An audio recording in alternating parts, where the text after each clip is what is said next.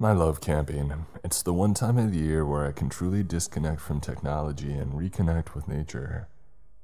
But one camping trip that I went on with my friends still haunts me to this day. We arrived at the campsite late in the afternoon and quickly set up our tents. We had planned to stay for 2 nights, so we had plenty of time to explore the nearby trails and to go fishing in the lake. After a quick dinner around the campfire, we decided to go for a night hike. We grabbed our flashlights and headed off into the woods. The trees were dense and the only sound that we could hear was the crunching of leaves under our feet. It was pitch black, but our flashlights lit the way. We walked for about an hour when we came across an old abandoned cabin.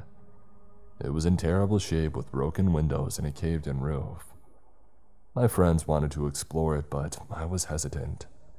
Something about the cabin gave me an uneasy feeling. Despite my protest, they went in anyway.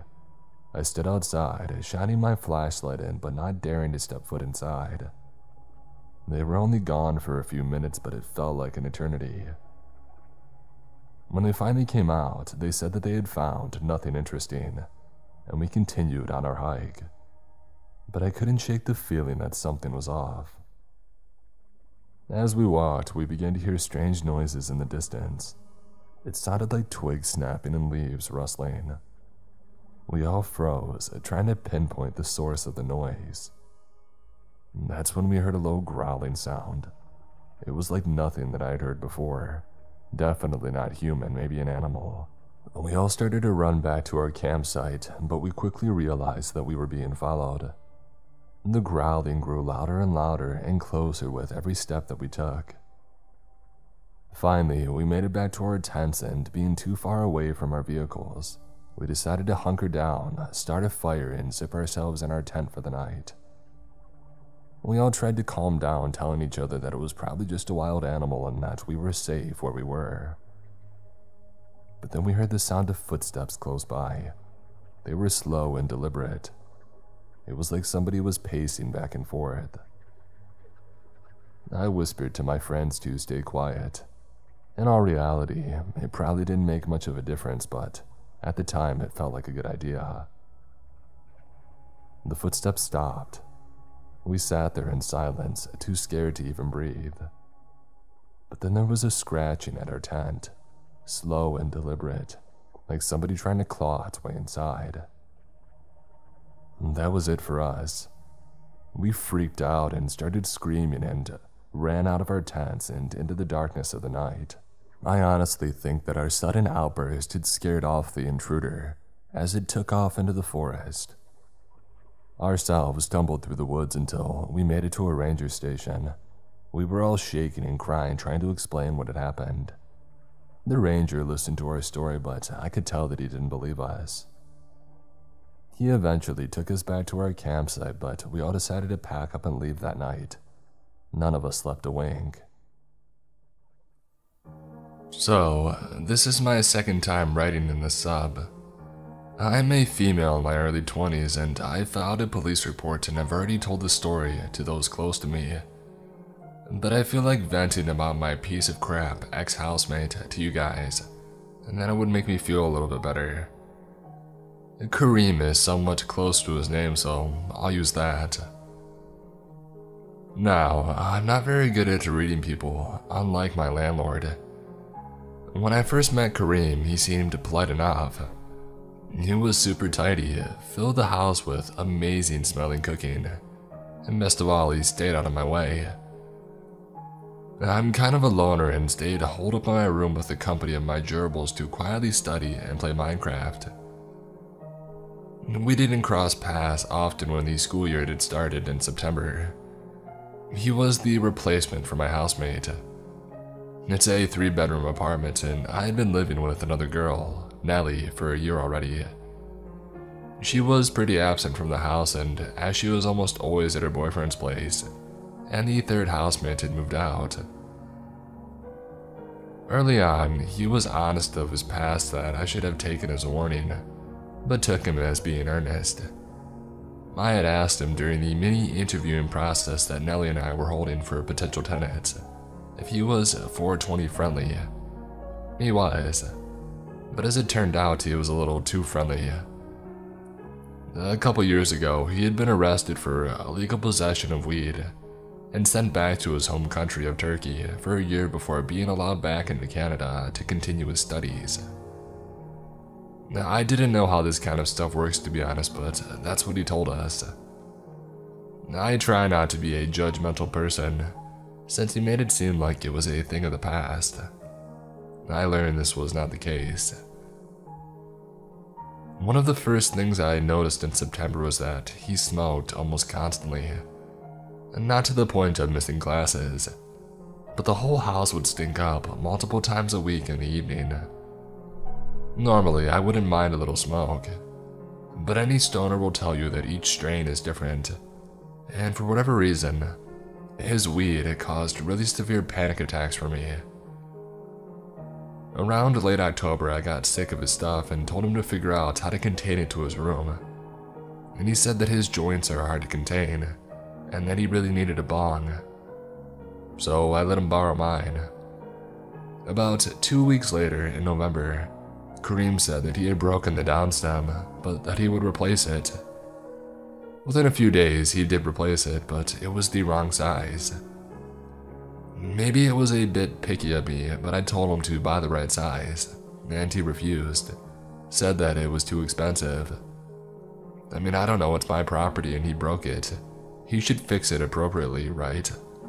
Let me know if that request was out of line.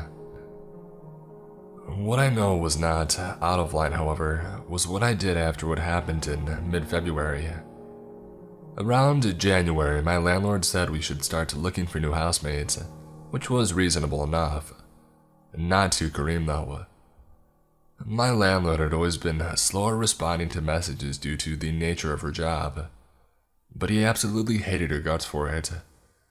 Called her awful things and every name under the sun behind her back, which made me feel weird considering I had been her tenant for 3 years now and we were on good terms.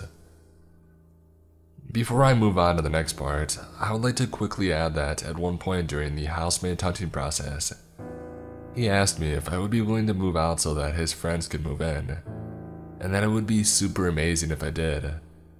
Obviously, I said no. My landlord later confirmed that he had asked her if he could sign the lease behind my back. As I mentioned earlier, we had forged a good rapport over the last 2 years, so it was a firm no. Kareem had got excessively antagonistic about my landlord's deadline when she wanted us to sign the lease. Started looking at the law, saying he legally didn't need to give her notice until X date, which wasn't true. He told me to quietly look for housemates and tell the landlord at the last possible date, which made me super uncomfortable since it was around midterms, and was secretly grateful she was pushing for the deadline so strongly. I just wanted it over with. It was shortly before I signed the lease with my new housemates that he showed how truly two-faced he was. I dug through our Facebook messages. The gist of the conversation was this. Kareem, can I use your laundry after I move out? I don't have laundry on site. Sorry, no, that's kind of weird. No, it's not, we'll pay you. We? Yeah, me and my housemates. Note, I never met these housemates before and still have no idea who they are. At this point, I started getting extremely weirded out. I said no a few times, but caved and started saying stuff like, I'll think about it, to appease him, though I had zero intent of letting him use my stuff. It seemed like the best way to get him off my back since for almost a week he had continuously pressured me and to try to get me to say yes. Things hit the first of 2 crescendos when, the day before, me and the 2 new tenants I chose, super awesome dudes by the way, were supposed to sign the new lease. Back to Facebook, and again, an approximation of our conversation. If you don't promise to let me use your laundry next year, I'm going to make a scene in front of your housemates. A scene. When they come sign the lease with her, I'm going to tell them how awful our landlord is, that she doesn't care about us and is terrible at replying to our messages. If you let me use your laundry, I'll wait until they leave to tell her to her face. In other words, he was going to make my new housemates question my judgment and make them think that I was a bad person or something. Why else would he go off in front of them and my landlord and tell me she was a horrible and nasty person? He later claimed that these messages were a joke to which I messaged back asking where the punchline was, because I didn't see it. I felt like a badass saying that, not gonna lie. Especially since he never got around to explaining this supposed joke. At this point, I had a bit of a breakdown. I called my landlord that night when Kareem had left the house for a few hours, letting her know exactly what had happened, and what he was planning to do the next day, even sending our screenshots of our Facebook messages, and telling her that I couldn't let her and my new housemates come over in good conscience. Call me a snitch, I don't care. This guy does martial arts 3 times a week, and despite being shorter than me, could definitely send me through drywall if he felt like it. I felt threatened and didn't want to know what he would do if he found out that I told her, and was the reason signing the lease was rescheduled to a different time and location. She believed me, especially when she read all the text messages. Full context, nothing conveniently cropped. She even saw the parts where I was playing along and calling her names too. That's when she told me that she had seen straight through his act while he was signing the lease. Apparently, he spent half an hour reading and rereading our lease, which is abnormal, asking weird questions and being rude to her. After years of being a landlord, she could clearly see that he's the type of overly macho guy that likes to control women, but gave me the benefit of the doubt.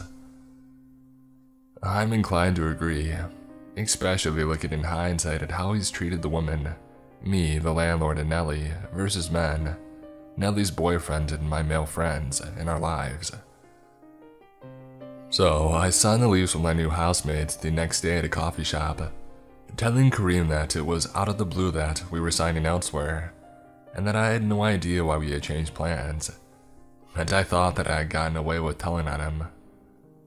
Until my landlord sent him a letter from her lawyer that we had very clearly stated that he would not be allowed to demand the use of the laundry again, and that if he came back to the house after moving out, it would be considered trespassing. At first, I thought it was an overreaction on her part, but looking back on those messages, I can see why she made that decision. He angrily knocked on my door and shoved the letter in my hands when he got in that day, aggressively and quite frankly, melodramatically saying, "You betrayed me." I kid you not, those were his exact words. I think he lost his grip on me since he could no longer pressure me now that the secret was out, which frustrated him. Things then settled down temporarily. He would retaliate in small ways, going out of his way not to sort the recycling in proper bins, not cleaning out the shower drain, putting plastic and metal in the compost bin, and smoking weed excessively. They were small, but they irritated me. It was the day after he moved out that we reached our second and final crescendo, which led to the police report from the initial paragraph.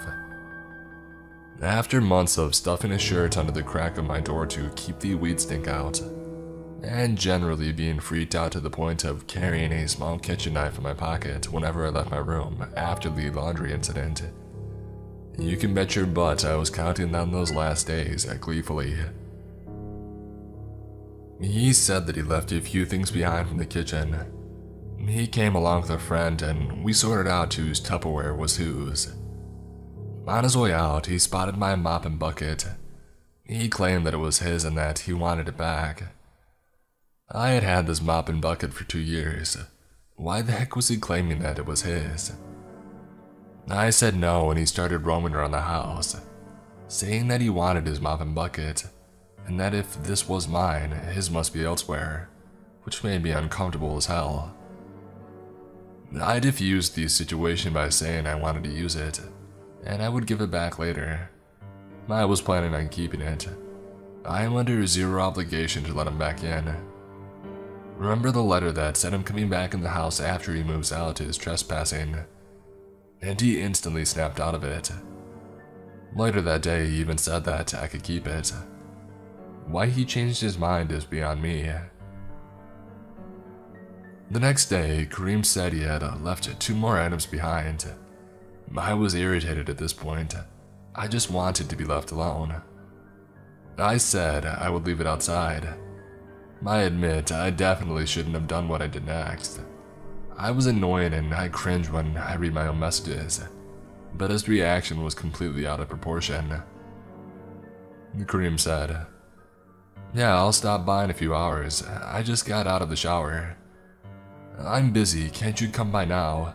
Just throw on some shoes and shorts and a t-shirt, nobody's outside." By the way, at this point, my town had been on lockdown for 2 months.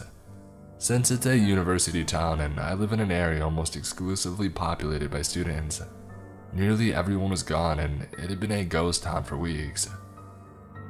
I should also note that he had not been taking good social distancing measures whenever he was over, and had zero problem getting up close even though he had recently been to a much bigger city with a bad outbreak.